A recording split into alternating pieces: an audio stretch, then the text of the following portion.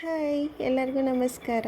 ನಾನಿವತ್ತು ನಮ್ಮ ಮನೇಲಿ ದೋಸೆ ಹೇಗೆ ಮಾಡ್ತೇನೆ ಅಂತ ನಿಮಗೆ ತೋರಿಸ್ತಾ ಇದ್ದೀನಿ. ನಾನಿಲ್ಲಿ 3 ಗ್ಲಾಸ್ ಅಕ್ಕಿಗೆ 1 ಗ್ಲಾಸ್ ಉದ್ದಿನಬೇಳೆ,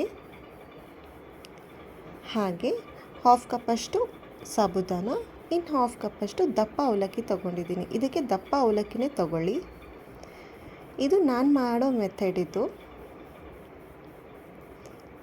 ಸಾಬುದಾನ ಮತ್ತು ಅವಲಕ್ಕಿ ಹಾಕೋದ್ರಿಂದ ಹಿಟ್ಟು ತುಂಬ ಸಾಫ್ಟಾಗಿ ಬರುತ್ತೆ, ಅದರಿಂದ ದೋಸೆನೂ ತುಂಬ ಚೆನ್ನಾಗಿ ಸಾಫ್ಟಾಗಿ ಬರುತ್ತೆ.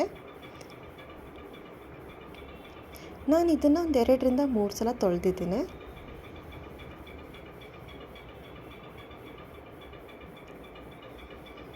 ಇದು ತುಂಬ ಇಂಪಾರ್ಟೆಂಟು ತೊಳೆಯೋದು. ಅಟ್ಲೀಸ್ಟ್ ನೀವು 2ರಿಂದ 3 ಸಲ ತೊಳಿಲೇಬೇಕು ಅಕ್ಕಿ ಮತ್ತು ಉದ್ದಿನಬೇಳೆನ.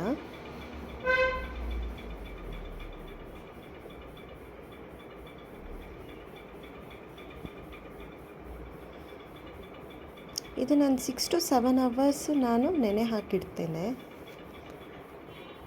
ಸೊ ಆಲ್ಮೋಸ್ಟ್ ಲೈಕ್ ಬೆಳಗ್ಗೆ ಒಂದು 10 ಗಂಟೆಗೆ ಹಾಗೆ ನೆನೆಸಿದ್ರೆ ಸಾಯಂಕಾಲ ಒಂದು 5-6 ಗಂಟೆಗೆಲ್ಲ ನೀವು ರುಬ್ಕೊಳ್ಬೋದು. ನಾನಿಲ್ಲಿ 1 ಸ್ಪೂನಷ್ಟು ಮೆಂತೆ ಹಾಕಿದ್ದೀನಿ. ನಾನು ಇದಕ್ಕೆ ಎಕ್ಸ್ಟ್ರಾ ಮೆಣಸು ಹಾಕ್ತೀನಿ, ಅದರಿಂದ ಟೇಸ್ಟು ತುಂಬ ಚೆನ್ನಾಗಿ ಬರುತ್ತೆ ಹಿಟ್ಟಿಂದು. ನೆಕ್ಸ್ಟು ದೋಸೆ ಮಾಡಿದಾಗಲೂ ತುಂಬ ಚೆನ್ನಾಗಿ ಬರುತ್ತೆ. ಒನ್ಸ್ ಟ್ರೈ ಮಾಡಿ ನೀವು. ಒಂದು 10ರಿಂದ 15 ಮೆಣಸು ಹಾಕಿದ್ದೀನಿ. ಇನ್ನು 6 to 7 ಅವರ್ಸ್ ಸೋಕ್ ಆದಮೇಲೆ ಉದ್ದಿನಬೇಳೆನ ಫಸ್ಟು ನಾನು ರುಬ್ಕೊಳ್ತೇನೆ. ಉದ್ದಿನ ಹಿಟ್ಟನ್ನ ಸ್ವಲ್ಪ ಗಟ್ಟಿಯಾಗಿ ರುಬ್ಬಿಕೊಳ್ಳಿ.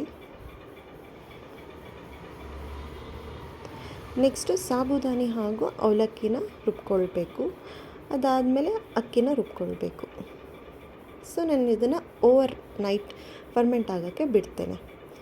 ನೋಡಿ ಬೆಳಿಗ್ಗೆ ಹೇಗಾಗಿದೆ ಅಂತ ಹಿಟ್ಟು. ಸಖತ್ತಾಗಿ ಸಾಫ್ಟಾಗಿದೆ ಹಿಟ್ಟು. ನೋಡಿ ಬಬಲ್ಸ್ ಕಾಣಿಸ್ಬೋದು ನಿಮಗೆ. ದೋಸೆ ಮಾಡ್ಕೊಳ್ಬೇಕಂದ್ರೆ ಸ್ವಲ್ಪ ನೀರು ಹಾಕಿಬಿಟ್ಟು ಮಿಕ್ಸ್ ಮಾಡಿಕೊಂಡು ತವಾ ಮೇಲೆ ಹಾಕಬೇಕು. ಇಲ್ಲಿ ಕಾಯ್ದಿರುವಂಥ ತವಾ ಮೇಲೆ ದೋಸೆ ಹಿಟ್ಟು ಹಾಕ್ತಾಯಿದ್ದೀನಿ.